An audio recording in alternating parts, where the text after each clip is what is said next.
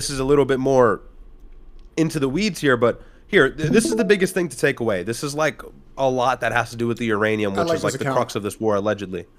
Yeah, they're really good. They're really fast in the news. This guy follows like some crazy Telegram page.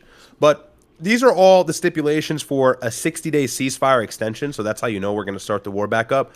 But it mentions uranium, and really the U.S. ask is to seize all of Iran's uranium, which is the ability of them to, or really the item that they need to make a nuclear bomb. They're enriching at 60%.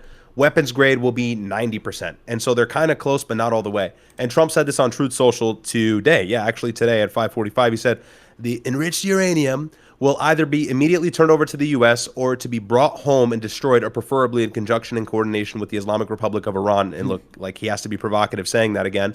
Destroyed in a place or at another acceptable location with the IAEA or its equivalent.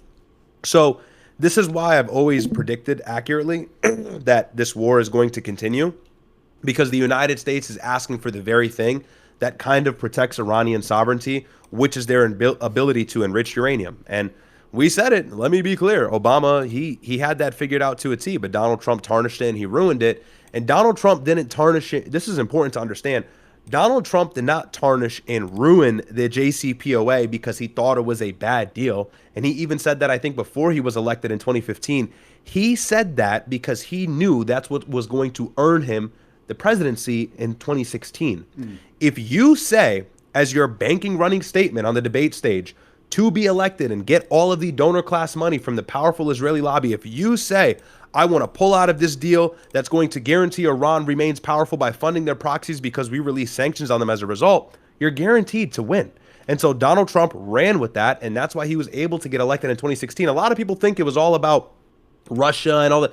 No, it was him pulling out of the Iranian nuclear deal. I think that's why the Adelsons were all over him. I think that's why he got all that money. I think that's why Mark Levin puts his arm over him and says he's the best Jewish president. It's because he pulled out of that deal. That was the biggest mistake for the American people and the biggest benefit for Israel. And that's why the smart people from the beginning were saying Donald Trump is going to start a war in Iran. Nick has been saying that for the longest, and it's because of the JCPOA. So it's the people paying attention that actually understand that.